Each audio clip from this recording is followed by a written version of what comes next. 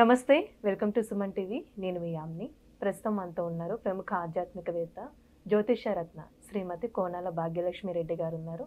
అమ్మతో మాట్లాడి మనకున్న సందేహాలను అడిగి తెలుసుకుందాం. నమస్తే అమ్మ. నమస్తే అమ్మా. అమ్మ, ఇప్పుడు శని వక్రగతి చెందుతుంది అని అంటున్నారు. అసలు ఇప్పటి నుంచి ప్రారంభమవుతుంది? ఈ వక్రగతి వల్ల అసలు 12 రాశుల వారికి ఏ విధంగా ఉంటుందమ్మా? ముఖ్యంగా శని వక్రగతి అనుకునే ముందు ఒకసారి శని భగవానుని మనం ధ్యానం చేసుకుని మొదలు పెడదాం. ఓకే. గంగణపతే నమః. వక్రతుండ మహాకాయ కోటి సూర్య సమప్రభ నిర్విఘ్నం కురుమే దేవా సర్వకార్యేషు సర్వదా. ఓం గంగణపతే నమః. నీలాంజన సమాభాసం రవిపుత్రం యమాగ్రజం ఛాయా మార్తాండ సంభూతం తం నమామి శనిచ్చరం. ఆ శని భగవానుడికి నమస్కారం చేసుకుంటూ శని భగవానుడు వక్రగతిన వెళ్తున్నాడు. 139 days అనేసి మనకి చెప్తూ ఉన్నారు. అయితే ఈ శని భగవానుడు వక్రం అంటే ఏమిటి, వక్రగతి అంటే ఏంటి అనేది మనం తీసుకున్నట్లయితే, వక్రం అంటే వంకరగా తిరగడం అచ్చ తెలుగులో. అయితే ఏమిటంటే దానికి అసలు శని భగవానుడు దేనికి కారకత్వం వహిస్తాడు అని మనం ఆలోచించినట్లయితే కనుక ఆయుష్కి ఆయనే, విచారానికి ఆయనే, దుఃఖానికి ఆయనే, తర్వాత రోగానికి ఆయనే, మన రూపం బాగుండడానికి బాగోకపోవడానికి కురూపత్వంగా ఉండడానికి కూడా శని భగవానుడే కారకత్వము. తర్వాత మోసకారిగా మనం బతకాలన్నా, భయంకరంగా అవతలి వాళ్ళని భయపెట్టాలన్నా కూడా ఈ శని యొక్క ప్రభావం మనిషి జీవితం మీద ఎక్కువ ఉంటుంది. కొంతమంది ఇనుప వ్యాపారం చేస్తారు, బ్రహ్మాండంగా ఫ్యాక్టరీలు సంపాదించేసుకుంటారు. కొంతమంది ఓన్లీ నూనె అమ్ముతారు, ఇంక వేరే ఏమీ అమ్మరు. వాళ్ళ పేరు నూనె ప్లస్ అనేసి ఆయిల్ వాళ్ళని ఏదో పిలుస్తూ ఉంటారు మర్చెంట్స్. ఎందుకని అంటే ఏంటి, శని కటాక్షం బాగుంది. కొంతమంది ఓన్లీ వైన్ షాపులే పెడతారు, మద్యపానం అనేది విక్రయిస్తూ ఉంటారు. అవన్నీ కూడా ఎందుకంటే వాళ్ళకి దానిలో అది కూడా శని భగవానుడి యొక్క దయ. అంటే ఏమిటంటే ఏమైతే కష్టాలు, నష్టాలు, బాధలు, బెంగల్ అన్నీ ఉంటాయో అలాగే సుఖాలు, ఆ సుఖాల్లో ఏ ఏ వ్యాపారాలు ఈ శని భగవానుడు కటాక్షం అంటే లాభిస్తాయో కూడా మనం ఇక్కడ తెలుసుకోవాల్సిన విషయం. అలాంటిది కొంతమంది మాంసం విక్రయిస్తారు, అది కూడా శని భగవానుడే. హోటల్స్, రెస్టారెంట్లు, పబ్బులు, రాత్రి మాటలు వెళ్ళేటటువంటి క్లబ్బులు, పబ్బులు అన్నింటికీ ఈయనే. పాడుపడిన ఇళ్ళు, పాత వస్త్రాలు, విరిగిపోయిన వస్త్రాలు ఇంట్లో ఉంచుకోవద్దని చెప్తూ ఉంటాం కదా, వాటిలన్నింటికీ శని భగవానుడే కారకుడు. అందువల్ల మకరం, కుంభం కూడా ఆయన ఆధిపత్యం సాధిస్తూ ఉంటాడు. ఆయనకి ఏంటంటే జూదం ఆడే వాళ్ళలో శని భగవానుడు వెళ్ళి కూర్చుంటాడు. అయితే కుబేరులన్నా అవుతారు, లేదా పాతాళానికి వెళ్ళిపోయేటట్టు చేస్తాడు. సరే, ఇంత బాగుంది కదా, మరి అష్టమాధిపతిగా శని భగవానుడు ఉన్నాడు. మరి ఈ శని భగవానుడికి అష్టమాధిపతిగా ఉన్నాడు అనుకోండి, వాళ్ళకి ఏంటంటే కష్టాలు, నిష్ఠూరాలు, మరణం ఇలాంటివి కూడా తొందరగా సంభవించే యోగం ఉంది. కాబట్టి శని అంటే అమ్మో శని, లేకపోతే ఎవరైనా జిడ్లా పట్టుకున్నారనుకోండి, శనిలా పట్టుకున్నావు, ఇలాంటి మాటలు మనకు వాడుకగా వచ్చేసాయి.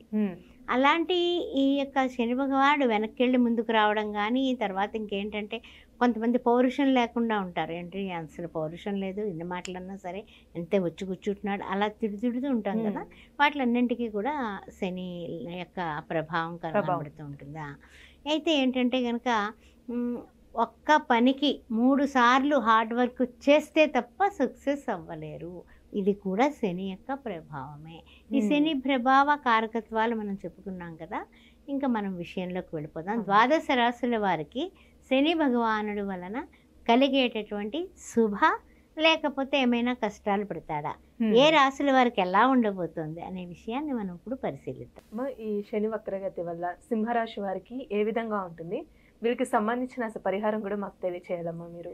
తప్పనిసరిగానమ్మా. సింహరాశిలో ఉన్నటువంటి మఖ, పుబ్బ, ఉత్తర, ప్రథమార్థం శని భగవానుడు వీరికి 6-7 రాశులకి సంబంధించిన రాశ్యాధిపతి.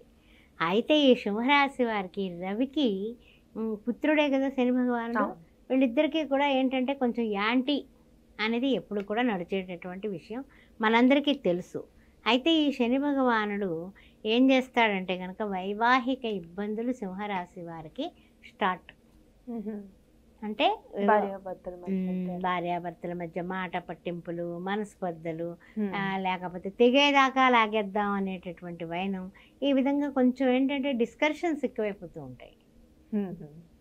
తర్వాత ఏంటంటే పెళ్ళి కావాలి అని ప్రయత్నం చేసేటటువంటి వాళ్ళకి ఎందుకు కుదరడం లేదు అని ఆలోచించినట్లయితే జాతక చక్రంలో కొంచెం ప్రాబ్లమ్స్ అన్నీ కూడా ఇప్పుడు ఈ 139 రోజుల్లో వీళ్ళకి బయటపడి వాటికి సంబంధించిన రెమెడీస్ చేసుకోవడానికి రెడీ అయిపోతారు.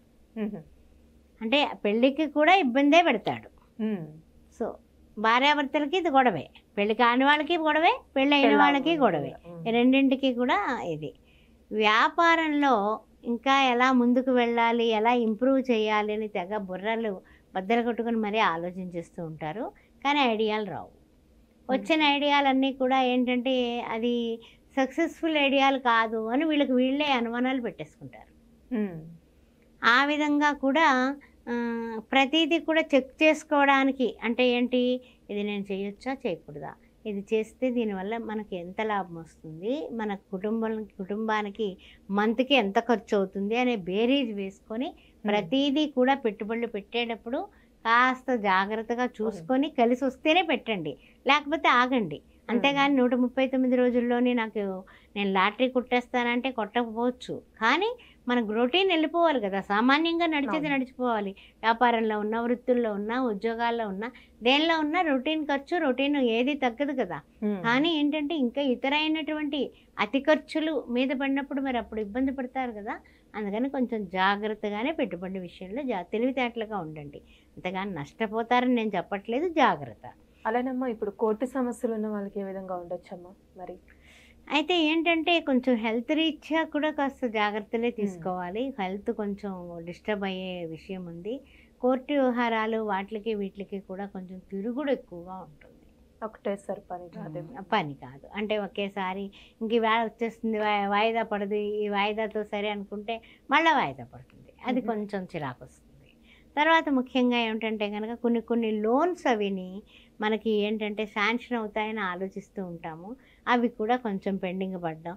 ఈ విధంగా కొంచెం ఏంటంటే అన్ని విషయాల్లోనే కూడా కొంచెం ఆరోగ్య విషయం ఏమిటి, తర్వాత కొన్ని విషయాలు ఏంటి, పిల్లలకి ఏదైనా మనము ఎక్కడైనా అబ్రాడ్ వెళ్ళడానికి వాటికి అవకాశాలు ఉన్నాయా, ఎలాగో మనం ప్రయత్నం చేద్దాం అనుకున్నప్పుడు కూడా అవి కూడా ఏంటంటే అందుతున్నాయి దూరపు దాక్ష పళ్ళు పుల్లన అన్నట్టుగా అవుతూ ఉంటుంది అనమాట. అందువల్ల గట్టి ప్రయత్నం చేయాలి.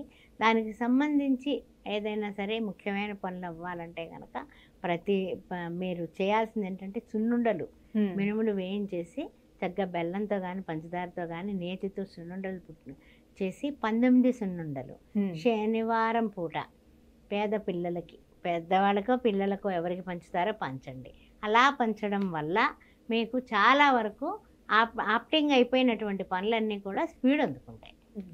అలానమ్మా ఏమైనా శుభకార్యాలు జరిగే అవకాశం ఉందంటారా? శుభకార్యాలు జరుగుతాయి, కానీ ఏంటంటే కొంచెం మీకు ఆరోగ్యం విషయంలో కొంచెం భద్రత తీసుకొని శుభకార్యాలు చేసుకోండి. అంతేగాని శుభకార్యం మన ఇంట్లో పనే కదా అని మనం కిందపడి మీదపడి అన్నీ చేసి ఆ తర్వాత అనారోగ్యం పాలయ్యేటటువంటి సూచనలు ఉన్నాయి. కాబట్టి ఆరోగ్య విషయంలో జాగ్రత్త. సూర్య నమస్కారాలు మానకండి, విడవకండి. ప్రతిరోజు రవి, మిత్ర, సూర్య, ఖగ, భాను, పూష, హిరణ్యగర్భ, మరీచ, ఆదిత్య, సవిత్ర, అర్క, భాస్కరేభ్య నమః ఈ 12 నామాలు చేసుకొని ముమ్మారు సూర్య భగవానుడికి తర్పణం ఇచ్చి ఆ తర్వాత మీరు దైనందిన జీవితంలో ముందుకు వెళ్ళండి. అలానమ్మా ఈ రాశి వారికి సంబంధించిన పరిహారాలు ఏ విధంగా చేసుకుంటే మంచిదంటారు మీరు? పరిహారాలు అంటేనమ్మా కొంచెం బాగా గుర్తుపెట్టుకోవాల్సింది సూర్య నమస్కారాలు చెప్పుకున్నాం కదా, అదే కాకుండా కొంచెం కొన్ని విషయాల్లో మీరు పరిహారాలు, గోమాతని ఎక్కువ సేవించడం, గోగ్రాసానికి డబ్బు కట్టడం, తర్వాత గోమాత చుట్టూ ముమ్మారు ప్రదర్శన చేసి కృష్ణ భాగానికి నమస్కారం చేసుకొని రావడం. వారంలో ఎన్నిసార్లు వీలైతే అన్నిసార్లు మీరు అది చేస్తే చాలు. మంచి పరిహారం తెలియజేస్తారమ్మా, ధన్యవాదాలు మీకు. శ్రీమాత్రే నమః.